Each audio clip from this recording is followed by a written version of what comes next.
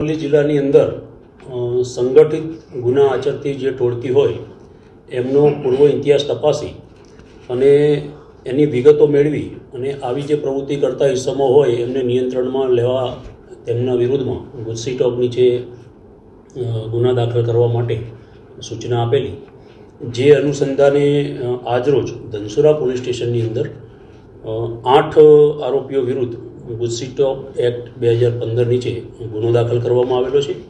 જેમાં આરોપીઓ છે રાહુલભાઈ ઉર્ફે જયેશભાઈ લીલાભાઈ દેસાઈ, જે એસઆરપી ગ્રુપ 10 અંકલેશ્વર ખાતે પોલીસ કોન્સ્ટેબલ તરીકે ફરજ બજાવે છે અને હાલ જેલમાં છે. બીજા આરોપી છે મૌલિકભાઈ હીરાભાઈ પટેલ, જે વડાગામ ધનસુરાના છે. ત્રીજા આરોપી છે રીધમ દશરથભાઈ પટેલ, જે વડાગામના છે. વિજયભાઈ રઘુનાથભાઈ દેસાઈ, જે જામઠા તાલુકો ધનસુરાના છે. અજયભાઈ રઘુનાથભાઈ દેસાઈ, તે પણ જામઠા તાલુકો ધનસુરાના છે. રાહુલ દામજીભાઈ વાળંદ, જે શક્તિનગર ધનસુરા ખાતે રહે છે. સાતમા આરોપી છે રાહુલ વખતસિંહ પરમાર, જે વડાગામ ખાતે રહે છે. અને આઠમા છે અજયભાઈ વિઠ્ઠલભાઈ બામણિયા, જે રાજપુર તાલુકો ધનસુરા. આ 8 આરોપીઓ વિરુદ્ધ ગુજસીટોક એક્ટ 2015 નીચે ધનસુરા પોલીસ સ્ટેશનમાં ગુનો દાખલ કરી અને કાયદેસરની કાર્યવાહી હાથ ધરવામાં આવેલી છે. આ જે સંગઠિત ગુના આચરતી ટોળકી છે એ પોતાના નાણાકીય લાભ માટે થઈ અને ગુજરાત રાજ્યના શહેરમાં આવેલ અન્ય રાજ્યોમાંથી ભારતીય બનાવટનો જે ઇંગ્લિશ દારૂ છે તેની ગેરકાયદેસર રીતે પરિવહન કરી, હેરફેર કરી, વેચાણ કરી, સંગ્રહ કરવાની વૃત્તિવાળા છે. અને ગુજરાત નશાબંધી ધારાનો ભંગ કરી અને પોતાના આર્થિક ફાયદા સારું આ જે ટોળકી છે એ ગુના આચરતી આવેલી છે.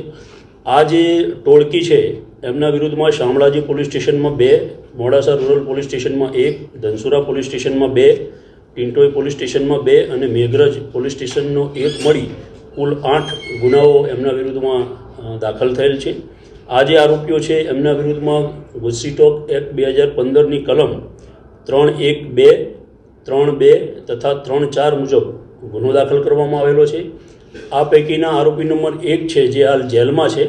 એ સિવાયના જે 7 આરોપી છે એમને એલસીબી દ્વારા રાઉન્ડ અપ કરવામાં આવેલ છે. અને આ ગુનાના કામે આરોપીઓ વિરુદ્ધમાં પ્રાથમિક પુરાવા મેળવી અને સરકાર તરફે Shri M.H. Zala, LCB PI Aravalli મોડાસાના હોય, સરકાર તરફે ગુનો દાખલ કરાવેલ છે. કેટલા સમયથી આ લોકો આ ગુનો આચરતા?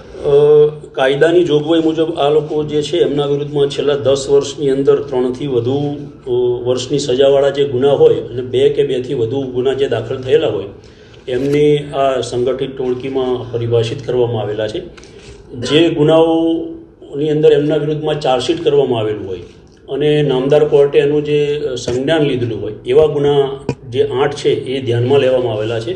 બાકી ટોટલ જે આ આરોપીઓ છે એમના વિરુદ્ધમાં 12 જેટલા ગુના દાખલ થયેલા છે. તમામ લોકો એક સાથે સાહેબ ગુનામાં સંડોવાયેલા છે, અલગ અલગ ગુનામાં? ટોટલ 8 ગુનાઓ જે છે એની અંદર આ 8 આરોપીઓ સંડોવાયેલા છે અને એકબીજા સાથે એવો સંકલિત પોતાની જે સંગઠિત ટોળકી બનાવી અને આ ગુનો આચરેલો છે.